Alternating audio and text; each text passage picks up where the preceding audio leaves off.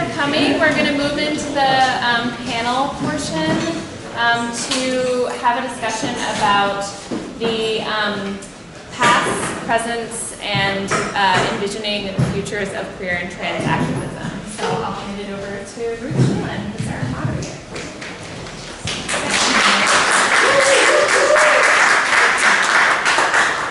So I'm just reading off of my phone here. First question is, what do you think of the depictions of activism focusing on the legislative process, and how does the film connect to larger conversations around activism? That's a really large axe to start off with. Yeah, I mean, however you want to I kind of just wanted to first just shout out Andres, my amazing composer.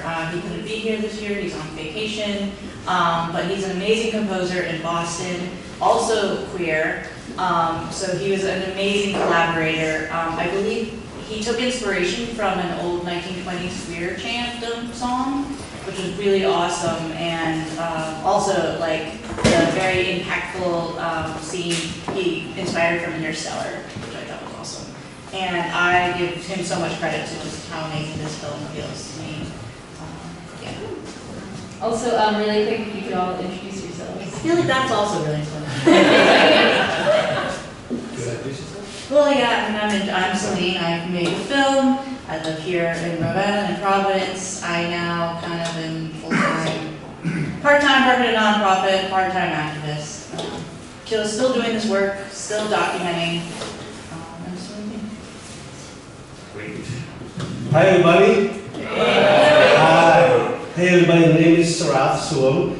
My pronouns are he, him, his. I am one of the founders and currently the executive director of Providence Youth Student Movement.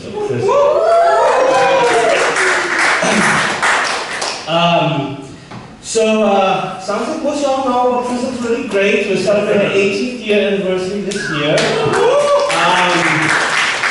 And we were founded over 18 years ago to have our roots in the Southeast Asian community. And when we say Southeast Asia, we mean those communities who came here as a result of the U.S. and our countries in the 60s and 70s. Most of us know it as the Vietnam War. We call it the American War.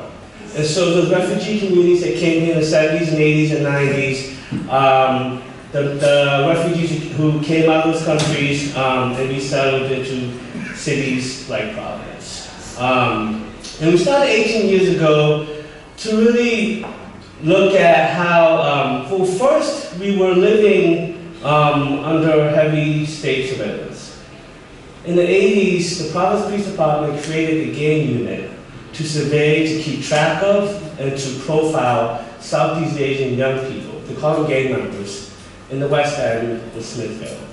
And when we came about, we said, hey, you know, what's happening here? And folks are like, yeah, we know the officers by name. They roll down our neighborhoods, they stop us, they take our pictures, and they put us into a gang database. The gang database is a secret thing that the Providence Department has, not so secret anymore, that they have where they put young people, predominantly young people of color, predominantly brown, black young people, into a gang database. And what's dangerous about that is not only are you putting young people into a system, haven't done nothing but just walking to school, hanging out in the neighborhoods, but that if you are in any way proven to be connected to a gang, you can get more sentencing added onto your convictions. So anyways, so we started really to organize Southeast Asian young people, queer and trans youth of color, and what we call survivors of state violence, to come together, build community, do leadership stuff, and really just do campaign work to change the systems in our communities. So that's a little bit about PRISM, just some thoughts around the activism, around this legislative process. This is a great movie. Thank you, Celine, for working and it made me think a lot about, you know, like the organizing, the activism behind it, and to me it brought up a lot of just memories of also a piece of legislation that PRISM and other and other organizations and other communities of color passed just recently here in Providence. In 2017, we passed the Community Safety Act. It's a 12-point piece of legislation. It's currently still the most comprehensive racial profile legislation in this country in the books. It was passed with a coalition of Southeast Asian young people, undocumented communities, Black folks, and white allies who came together and said that we need to really hold the Providence Police Department accountable to the way that they profile, harass young people, people of color, immigrant communities, LGBTQ communities. And we came together, drafted this beautiful legislation, and it took us 5 years to pass that. And so, just some thoughts around that. You know, I think for us, all the headaches, all the planning meetings, and all the sign making, and all this showing up and knocking, trying to beg all the elected officials, I remember all that. And I think what I also remember is that oftentimes our conversations and our meetups and interactions with the electeds and at those sort of office buildings were not that friendly, right? We have police officers show up and use their bodies and the space to take up space and to intimidate us. Many of us were followed home after hearings by the police.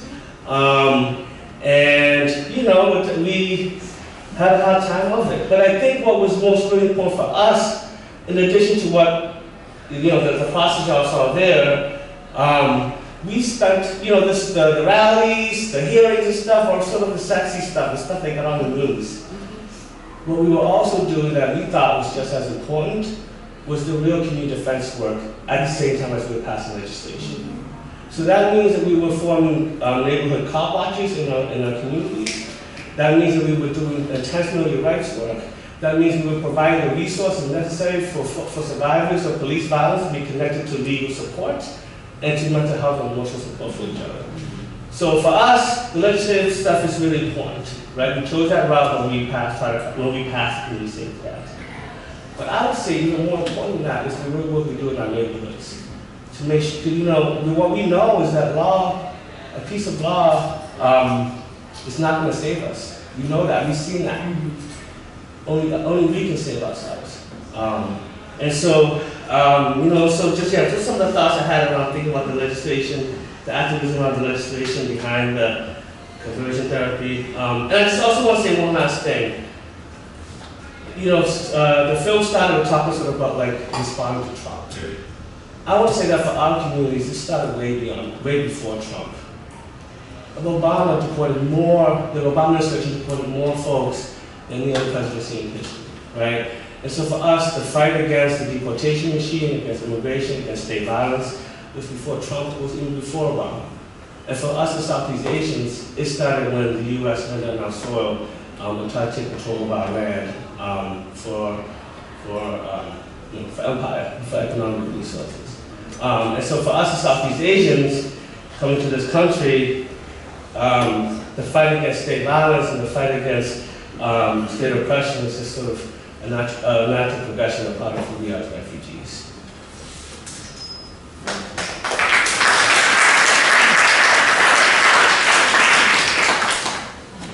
Arthur, do you want to introduce yourself? Yes.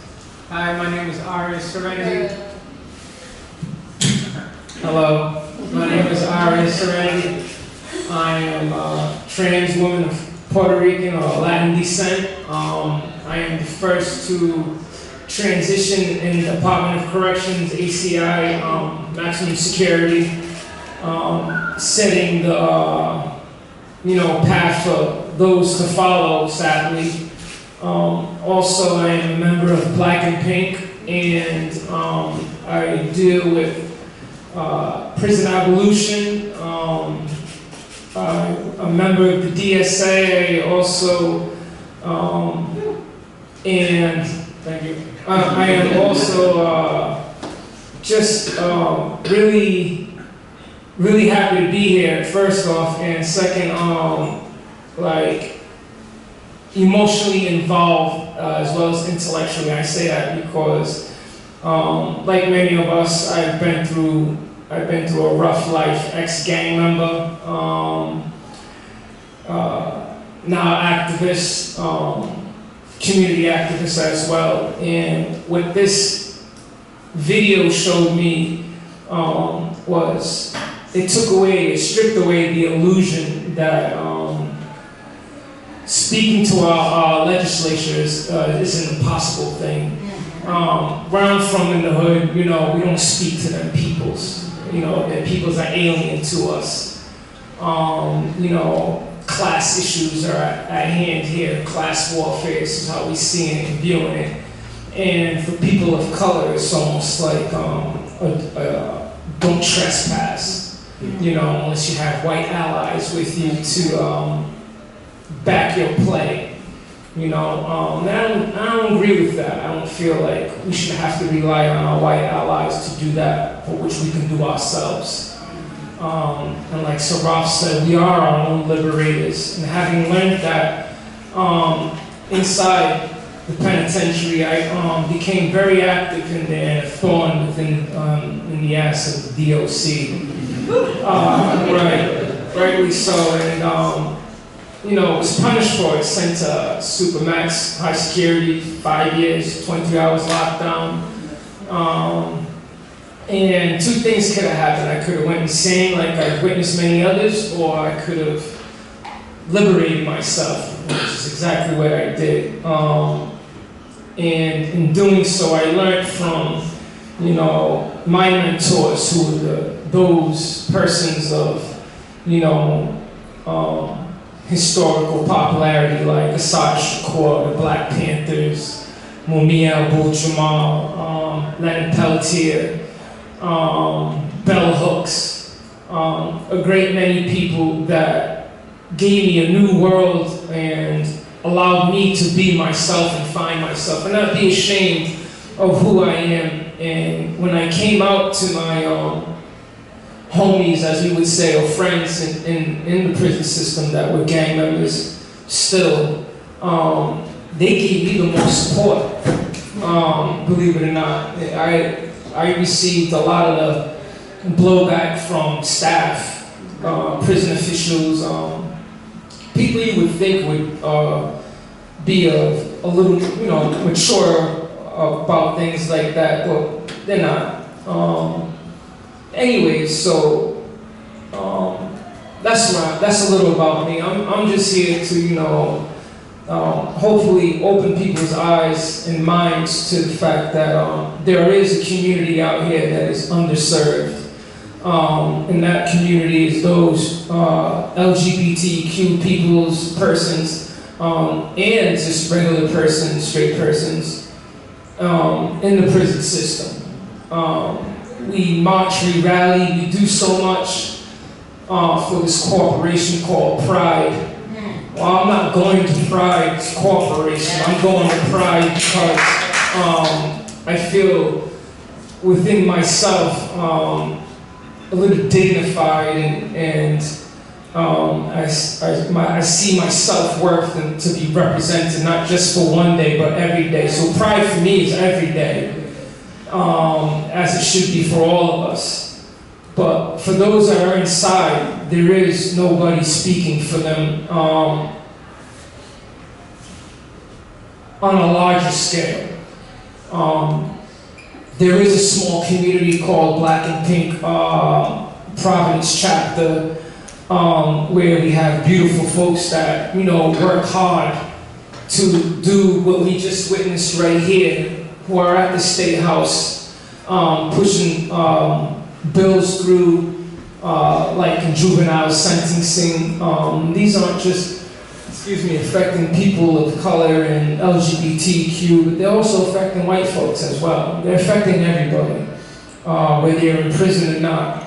And the fact that when I go to these hearings and see such a low turn, it's heartbreaking.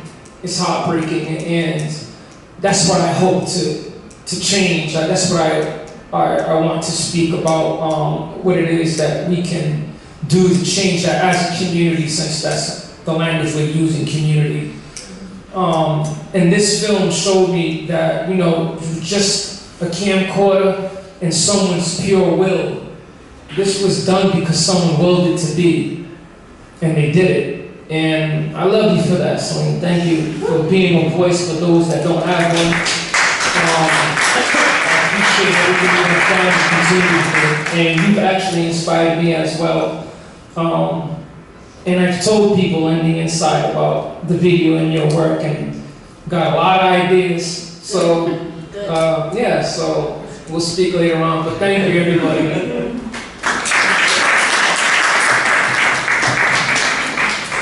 So Milo, can you wiggle the laptop? Yeah. Thanks. Hi, I'm Jody Glass, and I'm not exactly sure where to start or how to follow up. So I brought props, which you don't have to access, but you can. So after 40 years of being an activist, but trying to stay on topic with the film and with being an activist at the State House and the streets, I can think of Take Back the Night, which I brought to Rhode Island in '79, and I can remember walking in the street with Take Back the Night speaks out against violence against women, which I do feel remains a forgotten faction of our society. And I can remember the Providence police backing us up and being extremely assaultive to us. And we had a case against the Providence police. Of course, the people hearing the police were the Providence police. Needless to say, we didn't do very well in that case. Over the past 40 years, I've done a whole lot of work, and when I say I mean that in the plural. With so many different people over in many different realms, to make change, and because I do not feel that one can make it alone. And I don't feel as a white, radical, lesbian, Jewish feminist, any ism can make it alone. And we will not make that change at the State House with law enforcement or without law enforcement or in community alone. I think film, I'm in music, I think arts, I think together is the only way we'll make that change. I can remember being at the State House. I thank Wendy for being who Wendy is and being my friend, and I'm sure you were there at the table with me in the late 70s when we were there. I bless my dear beloved wife of 38 years, Ruthie, being in the State House when we were talking to those frigging legislators, telling them we need to change the legislation because it was still legal to rape your wife. I remember that. So no, I don't think that legislation is the only way, but now we're still going back up to the State House, trying to codify Roe v. Wade. I still have the buttons when I was doing it 40 years ago, right here. So there's a lot to be said about the legislation. What I love about this video is because we're not teaching this in the schools. So thank you, Wendy Becker, for taking people who have never done this before. Because no, we're not teaching it in the schools. So I hope that addresses the video. Thank you, and we still have lots to say. So I finished this film almost literally a year ago, and since then, so I went to the State House I think a couple weeks ago, and I saw Edie, and she was like, "Oh, I haven't seen you in a while." And I was like, "Yeah, this year I've been more involved on the more community side of things. I've been more active with PRISM and Amore and QTR." And so it's been interesting looking back at this film, and Arya and I had this conversation about how this film, it says a lot about what it's missing. And I am my own worst critic, so I am just mad at myself because it is so white-centric, and that it is just a success, and it really only was like a 1-year effort compared to so many other struggles. And I think about someone told me that when Trump got elected, a lot of white people came to this organization called Surge, and they didn't like it because their way of organizing wasn't just the giant protests, the giant rallies, and the big sexy stuff. And that hurts me because when I came in, I saw that stuff and I was like, wait, I know there's more than just this. I know there is. So I actively sought to find these wonderful organizations, and I sought to get even more behind the scenes because I knew this is what actually creates change. And I tried with this, but I don't think I really succeeded in showing that there is more than just the rallies, and that if you do want to get into activism, like, it's not just the rallies. And I only see this as like motivation that I want to do better, that I want to show the afterwards of CSA. Like, what does it mean to pass something and then like actually make sure it stays there? I feel like sometimes we don't talk about the afterward story. I think about how in the LGBTQ activism world, there's no way to just go forward with something that's just purely queer related. Like, if you want to be an activist for queer rights, you're going to have to start to be anti-racist, anti-immigrant, anti-prison. Like, just queerly things are done, and we have to recognize that. Also thinking about how also as we continue forward, there are things that need to be done that aren't strictly personal. And I wonder sometimes about how do we get people to get active around something that isn't personal?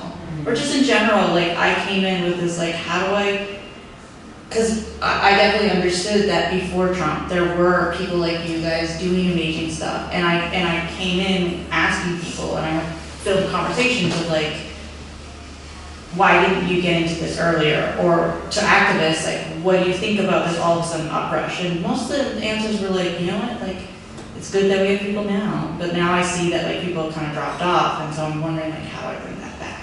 I don't know, but saying it as if I could do it on my own.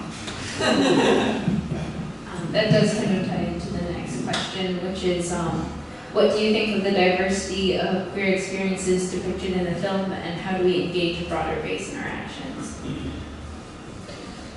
Yeah, so like Sweet just admitted, it's very white-centric. A lot of white folks in the film, and you know, I mean, that's sort of was the campaign, right? But I want to say a couple of things. The CSA took us 5 years to pass. But even before that, there was a few years where we tried to do it on a state level. We were trying to pass the CSA as for all of Rhode Island. We were working in coalition with more sort of white mainstream organizations. After a couple of years, the organizations who were working with communities of color started finding out that the more mainstream white organizations were starting to meet with the police, were meeting with elected officials without telling us, behind closed doors, making negotiations on a bill that we were supposed to be working on together. They took over that, and then we decided as a coalition of directly impacted, affected communities, decided to back out, and that's when we said we're going to focus on the capital city of Providence. The state bill passed a few years ago, a couple of years before the Community Safety Act. It has no teeth to it. It's just something that the police can say, hey, we passed a diversity bill, we're so great. But the real teeth of it, the real enforcement piece of it was really what we wanted as a community who was living daily under the oppression under the suppression of police brutality. And so that was a hard lesson learned for us around who should be leading an effort, who should be at the decision-making table. And so, you know, I think it was a hard lesson learned. We were really upset, and then it affected the way we organized and held strongly to the core, to the teeth of the Community Safety Act. That, you know, we thought it was really important that there be an appeals process, and that the gay database had processes there for young people to get their names out for that. We thought it was really important to make sure that we name sexual orientation, gender identity, specifically in the language of the ordinance to make sure that nothing gets missed. And at the end of the day, I think it was a real hard, for me in retrospect, a question that I have for us, for white folks, for white queer folks, is really around this issue of solidarity. What does solidarity mean in this moment, right? And so solidarity looks like, looks like a lot of things. Right now, it feels like just showing up. It feels like going to the rallies, speaking up, challenging your friends, your coworkers. But I want to challenge all of us to think more about what solidarity actually really means. And for me, that means actually looking deep inside and giving up material things, giving up material privilege, wealth, space, so that others around you can also have opportunities for those things. So that means that, maybe in some way, I'll be hard pressed to find it, but in some way maybe the CSA doesn't affect you, right? It's really comprehensive, so I feel like it affects everybody. Maybe it doesn't affect you, but know that deep down inside, in this very moment, in this political time, that standing by with something like the CSA, fighting back, speaking up against police oppression and state violence, speaking up against ICE raids, against the deportation of people in our communities, putting your bodies on the line, putting your clean records on the line, putting your money, your checkbook into these organizations and these folks doing this work. That's what real solidarity is in this moment. We need you to show up, we also need you to show up in that way as well. And so one last thing, we passed the Community Safety Act, and so in January 1st of 2018, it is law here in the city of Providence. But the hard work actually started January 1st, 2018. There's no more hearings, but we have to make sure we can pass this law, but the police at City Hall are not going to implement it. They have not implemented it. So it's actually been on a few of us, just a fraction of what the campaign was, who've been meeting diligently every week to follow it through, to talk to the police and civilian board and say that we gotta make sure the board meets, we gotta make sure the police is doing this, we gotta make sure City Hall is doing that.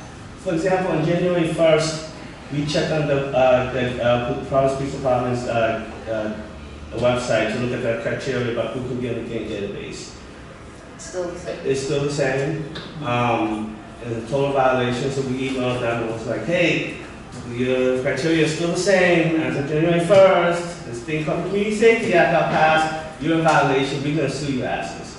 The next day they said, oh, you're right. We're so sorry. We'll take it down. So they took that down. They're still working on the stuff. We put something else up. So it's like those kind of nitty-gritty stuff. We have to like sort of be mindful of that and be on it. Because if we don't do that, they're not going to implement it themselves.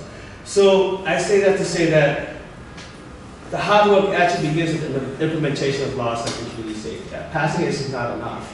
So we need people to really support us and show up to really make sure we hold our elected officials and the police department accountable, and make sure they're actually following the law that we passed.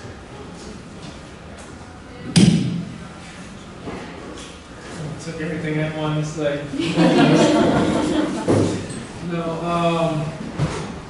This is new for me. Doing activism work out in the streets.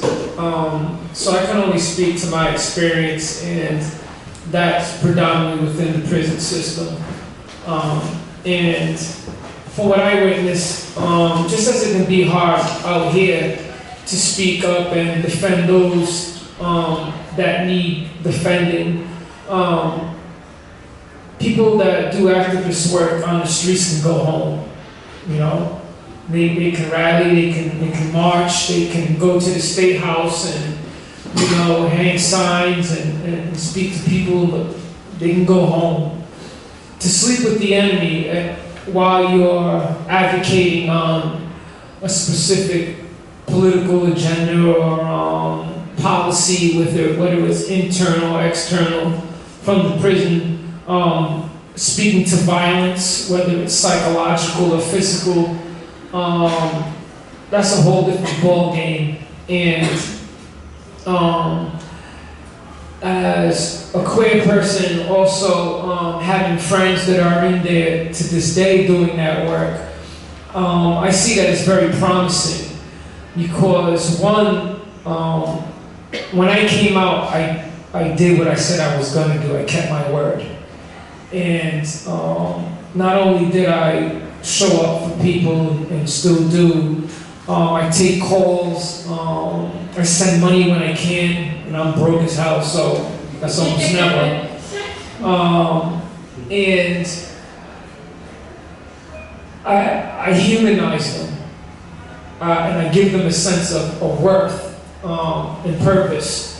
And by doing that, they in turn are able to sit inside,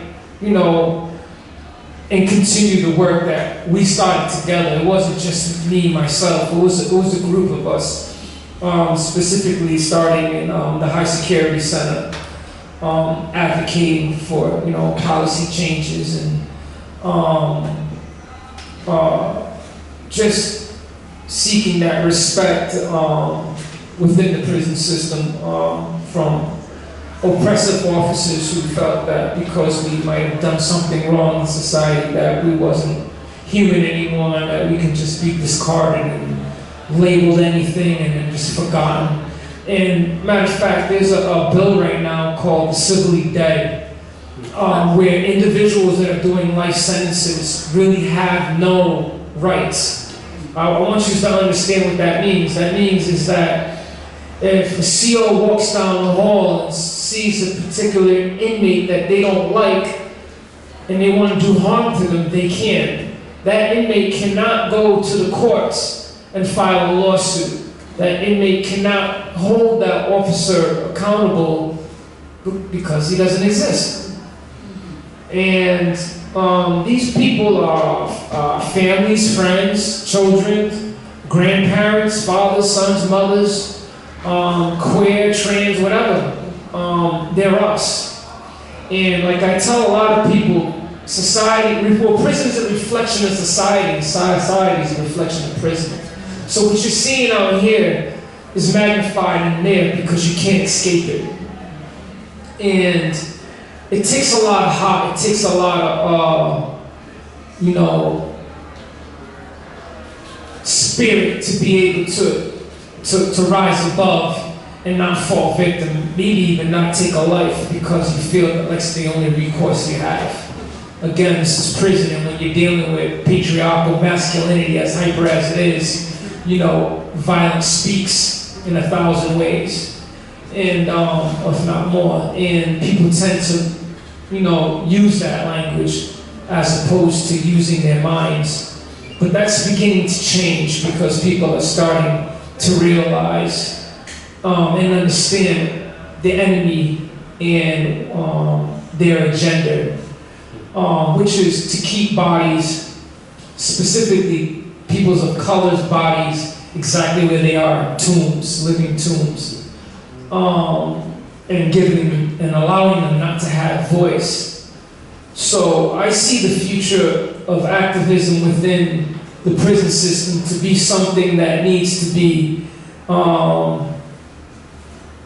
pushed out here. People need to rally. People need to come together more and speak to that because, like Celine said earlier, if you're dealing with queer issues, that means you're dealing with prison issues. You're dealing with drug issues. You're dealing with homelessness. You're dealing with poverty or homelessness. You're dealing with hunger. You're dealing with the child abuse. I mean, you're dealing with it all. So you can't be a queer activist or an activist doing social justice work and then not be involved in the prison system. Not give voice to the prison system. Not give voice, not to the prison system. I'm sorry, I'm wrong for saying that, but those persons that are in the prison system. Because they are us. I am them. I was there. And look at me now. I was there. I did 10 years. Did 9 years before that. I was the fool. I did my crimes, and I own up to that. And I faced them, and I did my time. And I came out now, And like I said, I kept my word. And I continue to keep my word. I've done nothing wrong since I've been out. I have an excellent job doing more activist work, working at Trans Lifeline, doing advocacy and micro grants for those that are transgender and gender non-conforming folks that are inside the prison system, connecting them to resources and humanizing them. And Black and Pink is also doing excellent work with setting people up with pen pals. That's part of activism too. Just reaching out to someone and saying, here, you know, I see you, I feel you. And to a large scale, it's not being done. And to a large scale, when I go to these rallies, like everybody says, it's like a Hollywood thing. Everybody's on stage, but nobody wanna get out and get grimy. Nobody wanna come out and bleed with me.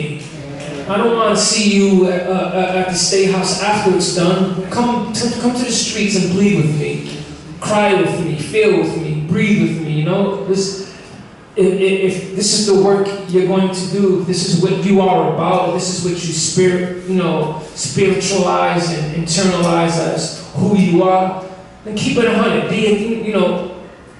Be what you're saying and do it. Don't get off the stage, and that's all I have to say, because my people's inside, they're not on stage, no one is seeing them.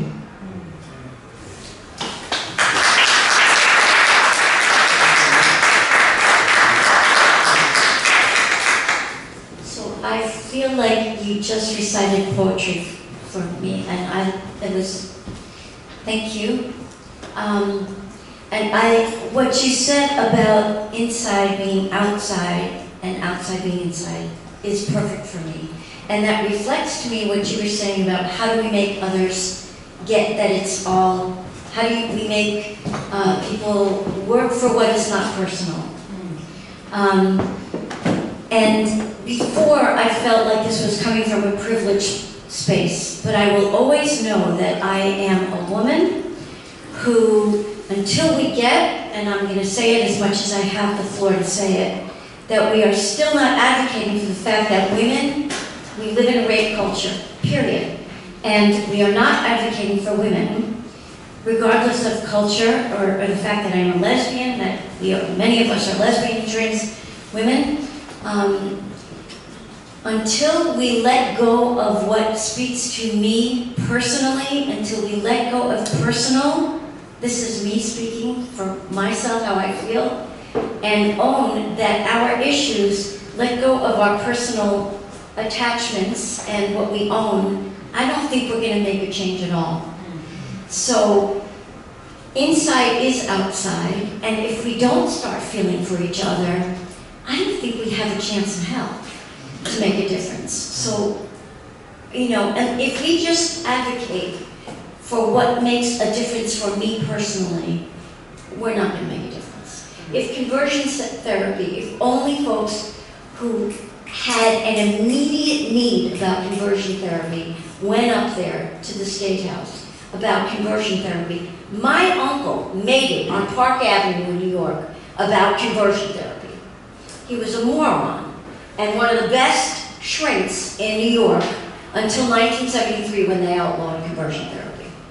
So, but that's not why I'm an activist. It has nothing to do with why I'm an activist. Maybe in spite of that.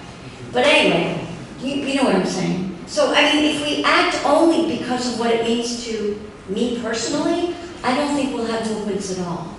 So, and I urge you to please look at Stonewall, at the exhibits from Stonewall, because what they say is civil rights movement around folks of color, around LGBTQ movements, around women's rights, are all of our movements together. So, thank you.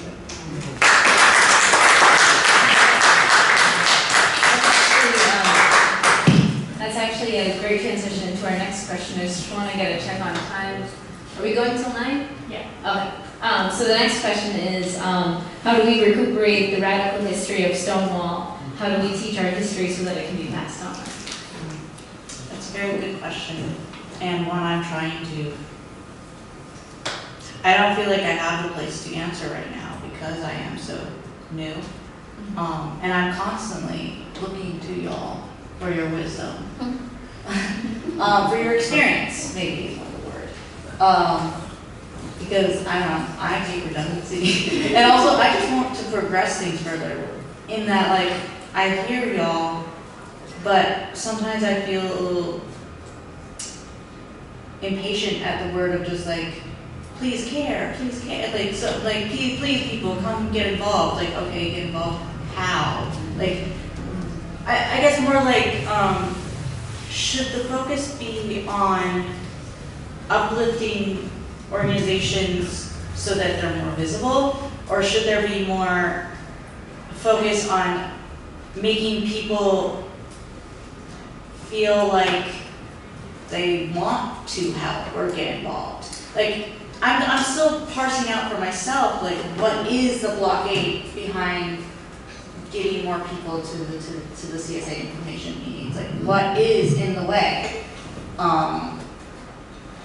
And yeah, and I think about those things, and I think, like, is it a cultural change? Is it an information change?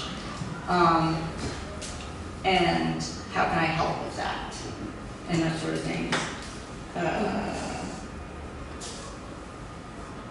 Yeah, that's something done. But Stonewall. Yeah, I would say that, I mean, definitely film is a great way to, you know, record history, pass it on so other people can learn about it in the future.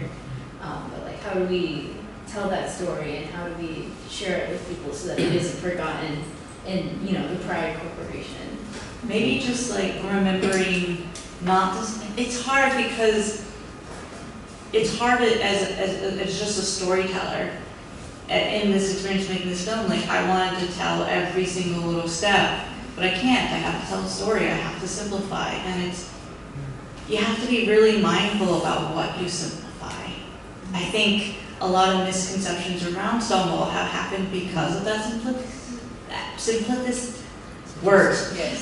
Yes. And I myself am like relearning and like understanding more through other people teaching me about how it was about how Stonewall was about fighting for the space that you could be yourself in, and how that recontextualizes things a little bit for me. And yet there's still so many more questions to think about. And so I think as we think about history, we should think about how do we tell it and how do we make sure what we're telling doesn't forget the important things that are to be remembered in the future. I think we need to ask. I think we need to ask seniors. I think we need to ask senior women. One of them, Kathy Gorman's here tonight. You are.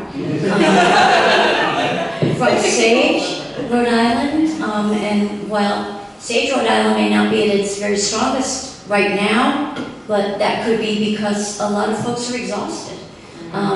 And Marge Moskal is here tonight, and she's also a very long-time, hard-working lesbian feminist. And there are a lot of us around, and there are lots of stories to be told. And OLOC, we are members of OLOC, Old Lesbians Organizing for Change. There are a lot of them.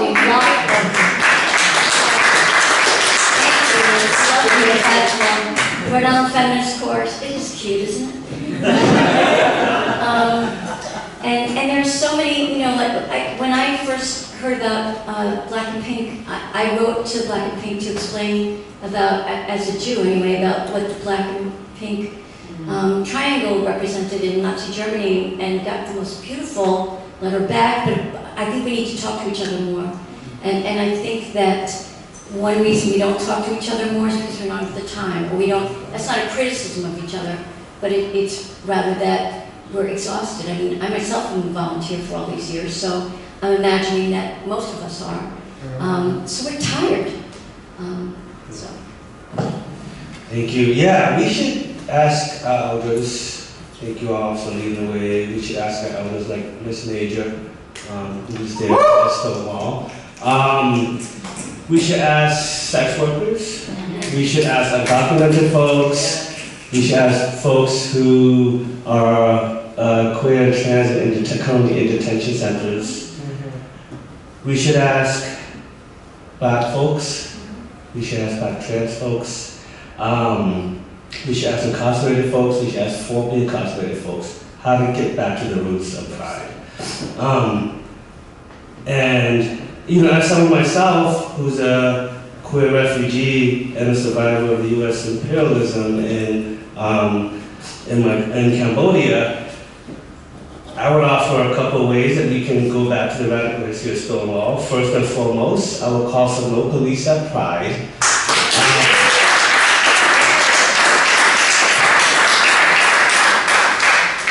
No corporations at Pride.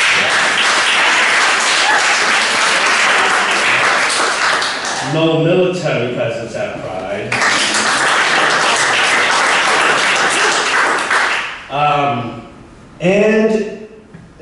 And fuck all the stupid respectability politics at Pride.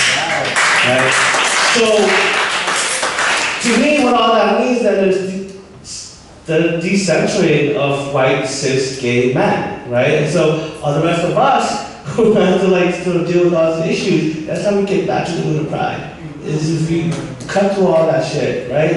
And get back to the core of what it originally was 50 years ago, when it was a riot against the police to reclaim our space to be who we are.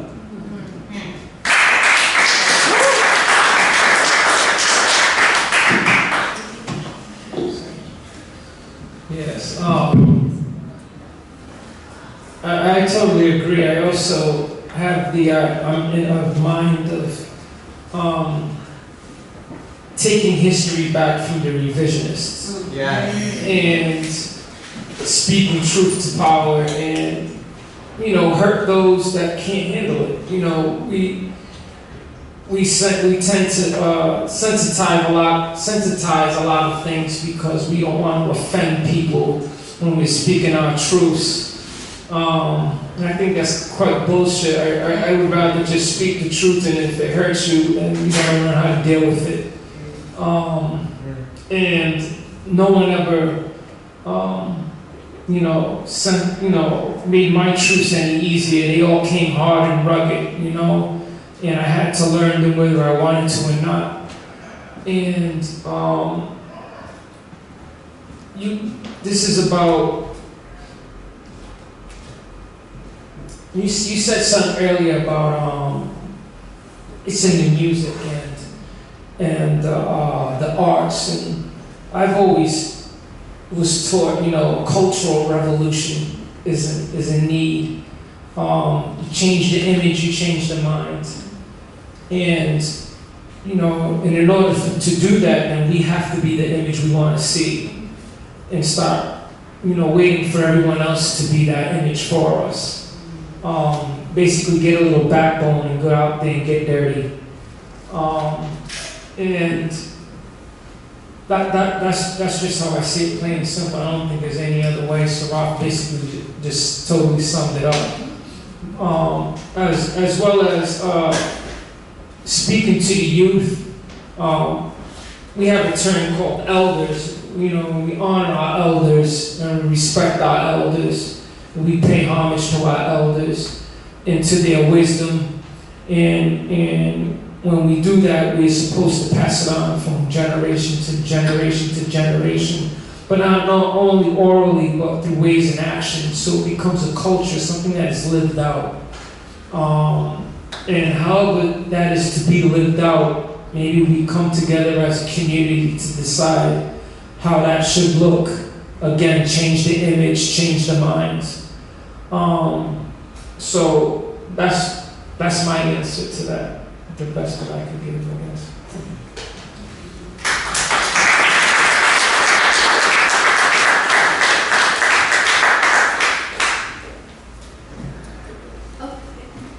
So at this point, I think we're going to open it up to the audience if anyone has any questions. If not, I have a few more questions prepared, so no pressure.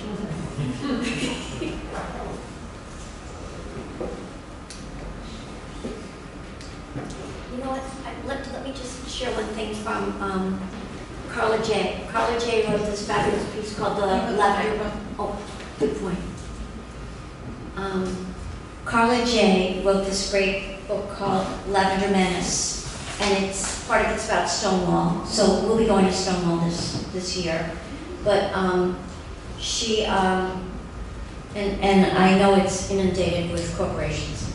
We're going to the Dyke Orange, and then we're coming home.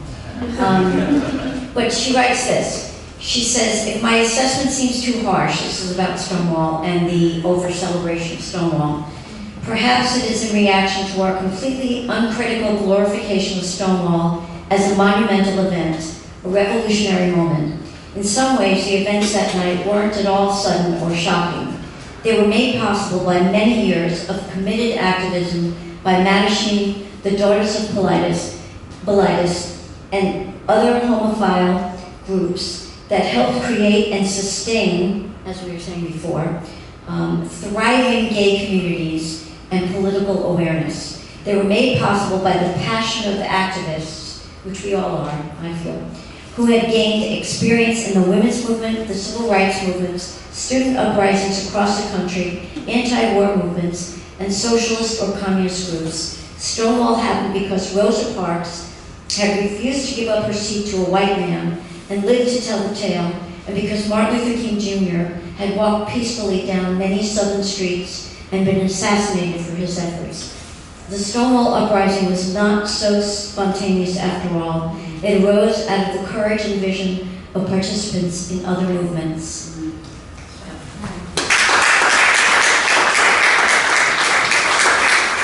So I think if no one has questions, then I guess I have. Sorry, I'm over here.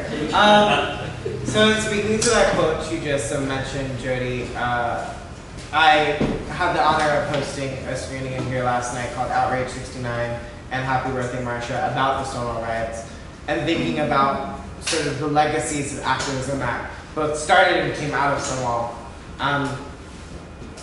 I guess my question for folks on the panel is, how do we return to an activism that isn't respectable, even when we think it's not, right? Like, I feel like a lot of the work I do, even when I think I'm being radical, is still very polite. It's still very much within the system. And what are your thoughts on returning to a place where we don't ask permission and we change things and we fight for things in a way that is not acceptable?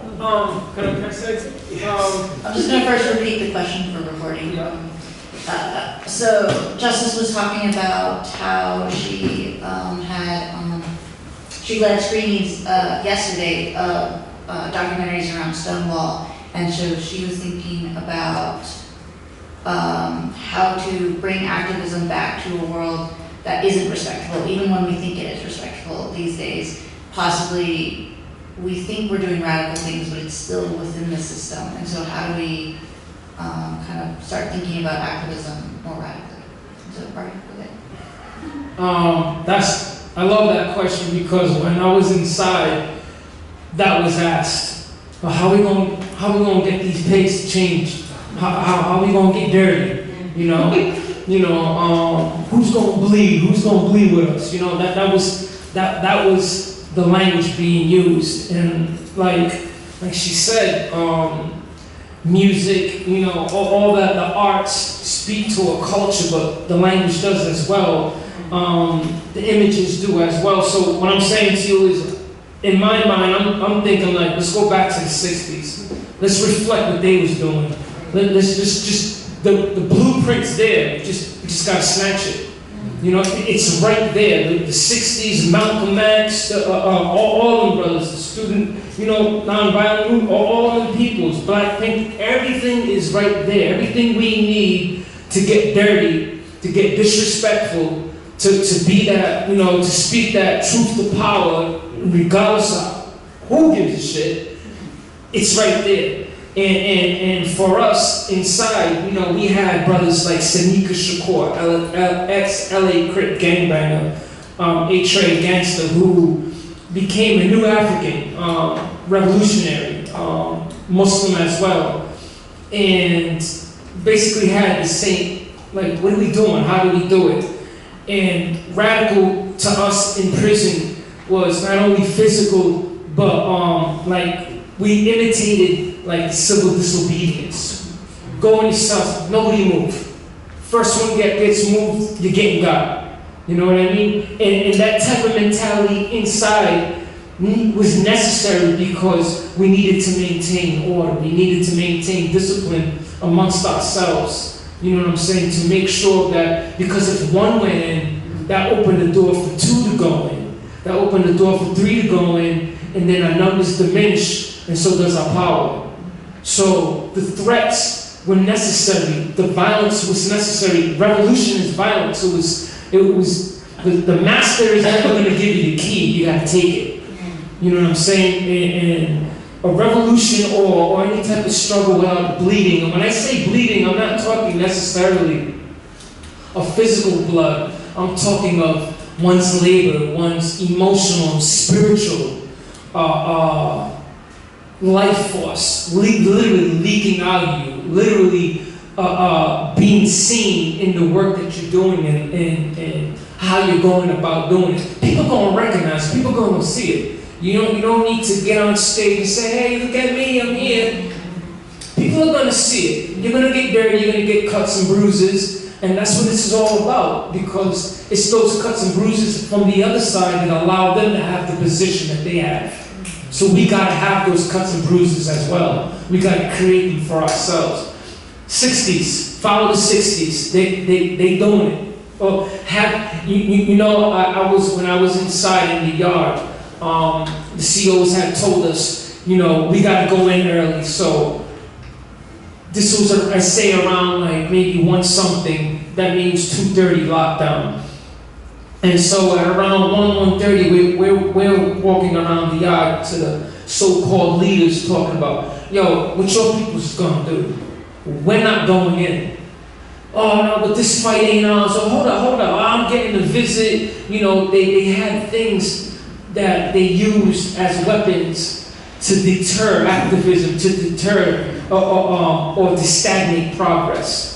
I want my visit, I want my canteen, I want my phone call, as if you couldn't survive, without those things. More or less like what you were saying earlier, sacrifice some of your material goods, and many of us had to do that. Sadly to say, the leaders that we thought were leaders weren't leaders. They were just, those that were good at speaking to the deaf, dumb, and blind and leading them into hell. But when it came to something that was civil and right, something righteous, fear God struck them, because they knew when that enemy came, there was no breaking up. It was just straight bone breaking. This is different from a regular fist fight, and it's the same thing out here. When we see the police coming, we know that they're gonna come to hurt us.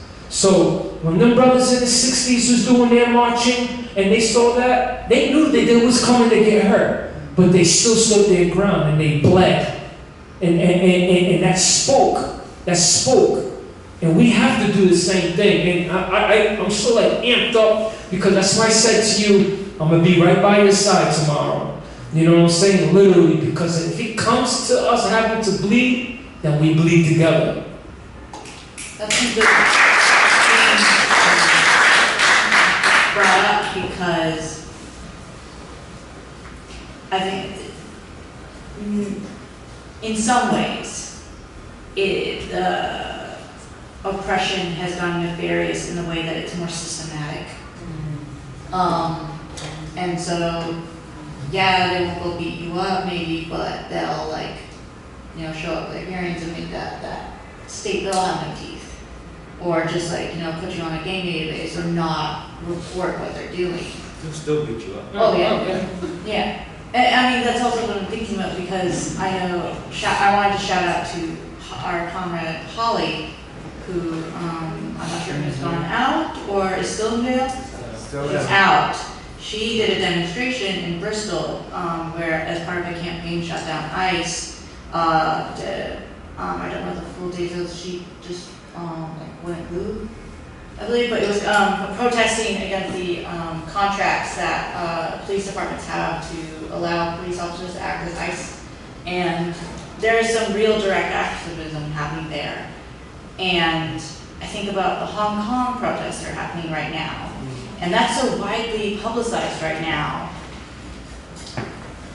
And I think about back to Holly and how, I don't know how the typical kind of publications framed it, but I'm sure it wasn't very nice. But I know that thing, y'all put out your own media, y'all put out the memes and such, and like, it's that, today we have that power of a little bit more control over the image and the message. We can fight against like someone framing it as just a bunch of hooligans or whatever. But when it comes to fighting against systems, maybe you do have to kind of just like run up and grab that territory and fight outside their system to show that their system is broken in the first place. Create your own. That is always the hard question, is like, do we create something new, or do we change what is already here? Absolutely. We also gotta make sure that the plane does not leave the tarmac that has the 50 Cambodian folks that are gonna be landing in Cambodia in a couple of weeks. Especially because 2 of those folks grew up here in the West End of Providence. Okay? We have to make sure that when ICE comes after a few weeks after that to do the raising in the Cambodian community, people show up to those doors and witness that and watch that happen and change themselves to the vans so that the ICE vans do not go away. All right, so That is happening. yeah, so I mean, like, you know, great question, Justice. I don't know, you know what I mean? Like, I'm so tired of asking those sort of same questions. I'm so tired of asking the private corporation of all the white gays who keep on doing this shit every year after year after year. Why my people are getting detained and deported, right? And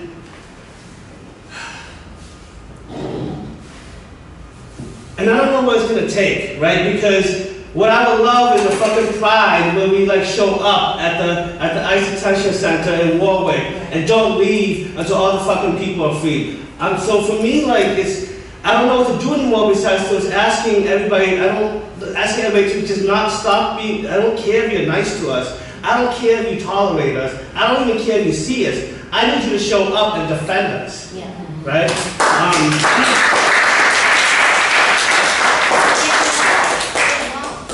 Get involved, like put your life on the line to get involved, right? Don't get involved to just show up. Get involved and make a commitment to make sure you do whatever is necessary to make sure that 11-year-old does not get their father taken away that day.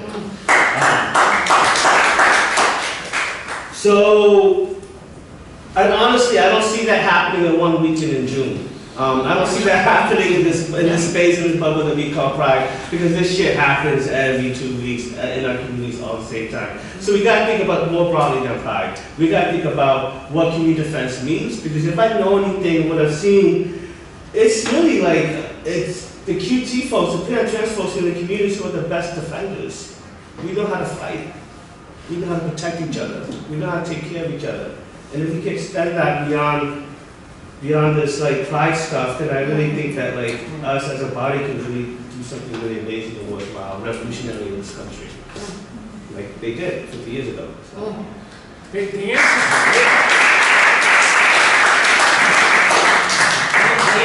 answers are right there. It's just having the bodies willing to do it and to make that sacrifice. Those peoples in the 60s didn't ask for that racial hatred to happen to them. It just happened. And in response, they didn't ask, to have it stop. They made it stop. They took charge, and once they got the knowledge of who they were, they went out and did something about it, And it's the same thing. They get on a ladder, stand on the sidewalk with their megaphone, and draw a crowd.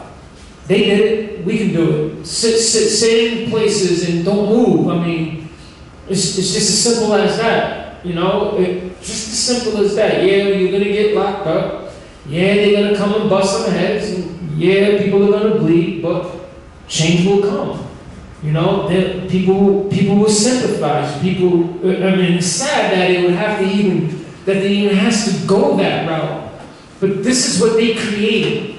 They made sure that in order for you to get that real liberation, that if you really, really, really want it, that's exactly what you're going to have to do. Every year, people are marching for civil rights and police brutality to stop happening, and prison reforms to stop, having legislators pushing forth bias and racist policies through. And every year we're doing the same marches, and every year nothing's changing. Every year we're electing the same officials, and nobody's out there repeating that stuff from the 60s. I've always been of that mind since I was inside. I'm down whenever anybody else is. I think that's great. I want to just a question to y'all, if nobody has questions for us, is who will you tell about tonight's conversation? Who will you share this film to? Who do we need to continue these conversations out of here? Thank you very much. I think we're gonna end it there. We're a little